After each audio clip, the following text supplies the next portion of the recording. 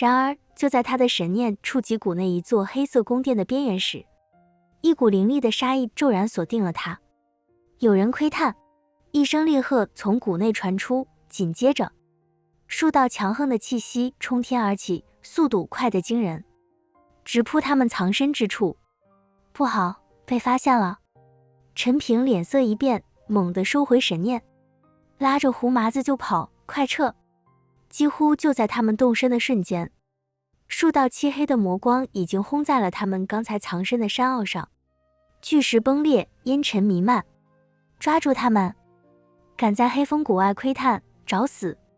数十名魔修从谷内蜂拥而出，为首的是一名地仙境5品的魔修，面目狰狞，速度极快，转眼间就拉近了与他们的距离。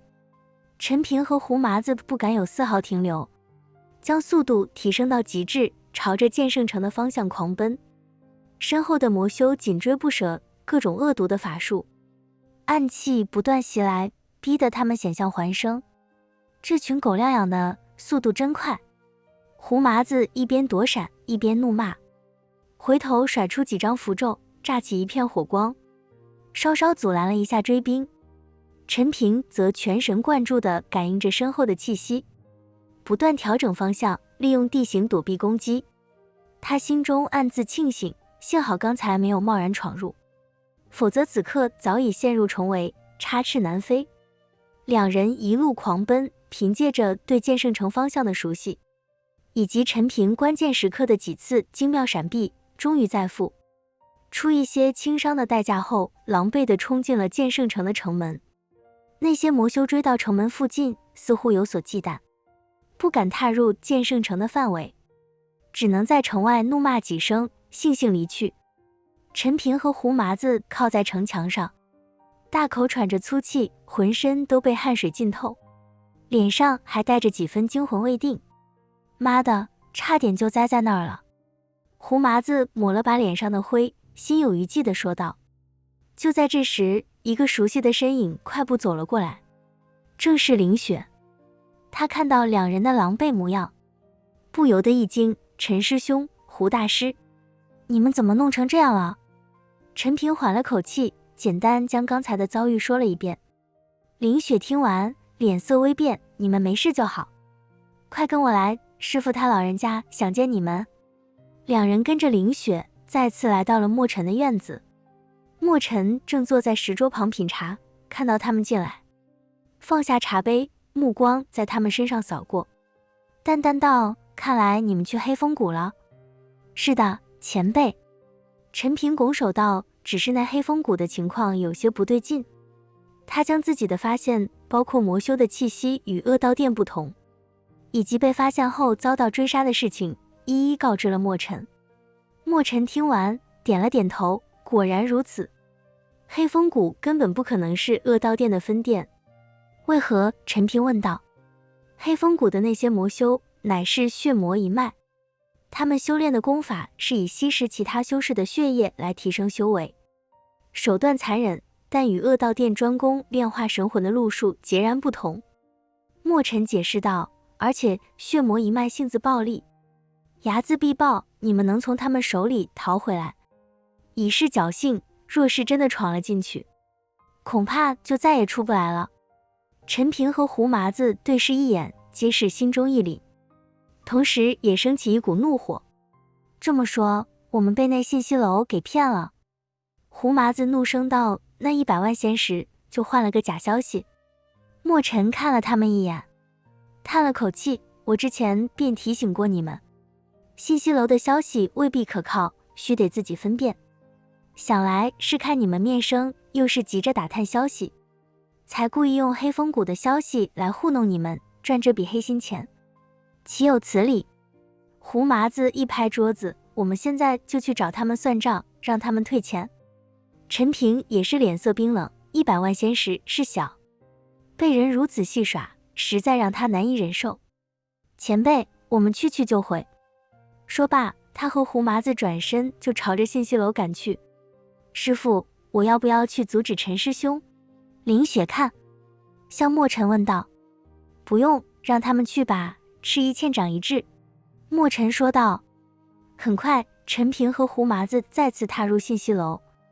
那名之前接待他们的侍女依旧站在大厅里，看到陈平和胡麻子去而复返，脸上闪过一丝诧异，随即又恢复了职业化的微笑。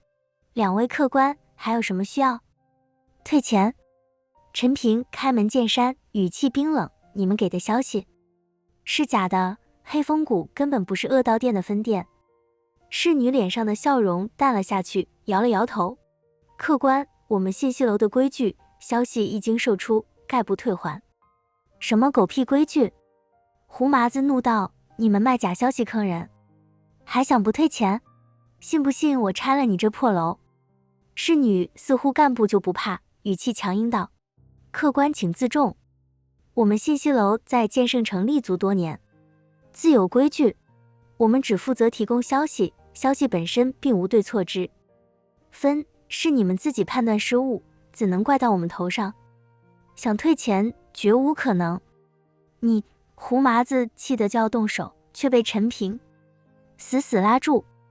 陈平看着那侍女，眼神冷得像冰。他知道在这里动手讨不到好，信息楼敢如此行事，背后定然有所依仗。你不是说过消息错误就全额退款吗？陈平质问道。我说过吗？我怎么不记得？你打听打听，我们信息楼什么时候退过款？侍女趾高气扬地说道。说了不承认。胡麻子气坏了。陈平也是双眼微凝，被眼前的侍女气得不轻。你到底退不退？陈平冷冷地问道。不退，侍女说道。胡大师，干死他！陈平对着胡麻子说道。胡麻子一听，顿时如同饿虎扑食一般，朝着侍女扑去。侍女要反抗，却被陈平直接出手制住。这侍女不过是刚刚的仙境4品，陈平和胡麻子出其不意，直接让侍女没办法再动。胡麻子疯了一样干那侍女，路过的众人纷纷驻足，只能听到那侍女的惨叫，却什么都看不到。只用了短短10几分钟，侍女就没有了声息，被胡麻子直接干死了。信息楼内，侍女的身体软软倒在地上，鲜血从她身下缓缓渗出，染红了光洁的地板。周围原本驻足观望的修士们瞬间炸开了锅，倒吸凉气的声音此起彼伏。疯了，他们真敢在这里杀人！那可是信息楼的人啊，这2个家伙不想活了。快看，信息楼的护卫来了！随着几声怒喝，从信息楼深处快步走出一群人，为首的是一名身着锦袍的中年人，面容方正，但此刻脸色铁青，眼神如同淬了冰一般，死死盯着地上的尸体，又猛地转向陈平和胡麻子。一股强横的气息从他身上弥漫开来，压得周围的空气都仿佛凝固了。他身后跟着10余名气息沉稳的护卫，个个眼神不善，手中握着各式各样的兵器，瞬间将陈平和胡麻子团团围住，形成一个密不透风的包围圈。好大的胆子！中年人咬牙切齿，声音里充满了压抑的怒火。光天化日之下，竟敢在我信息楼内行凶杀人，当我信息楼是摆设吗？胡麻子刚才也是被怒火冲昏了头脑，此刻冷静下来，看着周围虎视眈眈的护卫，以及那名气势不凡的中年人，心里也有些发怵，但嘴上依旧强硬。是他该死！谁让你们信息楼卖假消息，还敢不认账？卖假消息！中年人冷笑一声，目光扫过地上的侍女尸体，又看向陈平。我信息楼的规矩向来是明码标价，童叟无欺，倒是你们一言不合就痛下杀手，今日若不给我一个交代，休想出这信息楼的大门。陈平上前一步，挡在胡麻子身前，神色平静地迎上中年人的目光，缓缓开口，交代，我们确实可以给你一个交代。我们在你这里花费100万仙石，购买关于恶道店分店的消息，你们的人却将黑风谷指给我们，声称那里是恶道店分店，可事实却是黑风谷乃是血魔一脉的地盘。与恶道店毫无关系。我们前往探查，险些丧命于血魔之手。回来理论，要求退还仙石。你们的侍女不仅拒不承认，反而态度嚣张，百般狡辩。此事难道是我们的错？他的声音不高，却清晰地传遍了整个大厅，让周围围观的修士们都听得一清二楚。不少人看向中年人的目光顿时带上了几分异样。中年人脸色微变，显然没想到事情的缘由是这样，但他依旧强词夺理，一派胡言。我信息楼提供的消息皆是经过验证，怎会有假？定是你们自己判断失误，错把黑风谷当成了目标，如今却想将责任推到我们头上，甚至行凶杀人，简直是岂有此理！判断失误。陈平眼神一冷，你们的人当时信誓旦旦，说消息绝对可靠，若有差错，全额退款。如今出了差错，不仅不退钱，反而矢口否认，这就是你们信息楼的规矩，休要在这里混淆视听。中年人厉声道：杀人偿命，天经地义。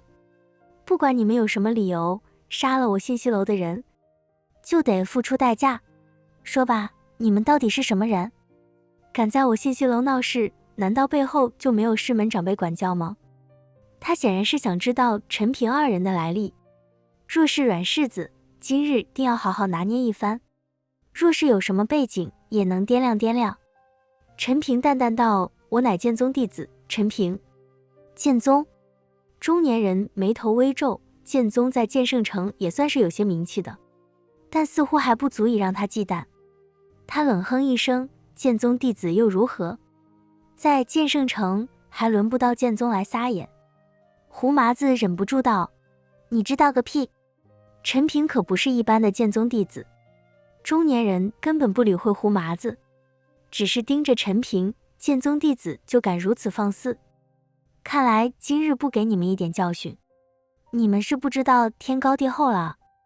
陈平眼中闪过一丝无奈，他没想到剑宗的名头不大好用，可看到对方要动手，陈平也不想跟着信息楼为敌。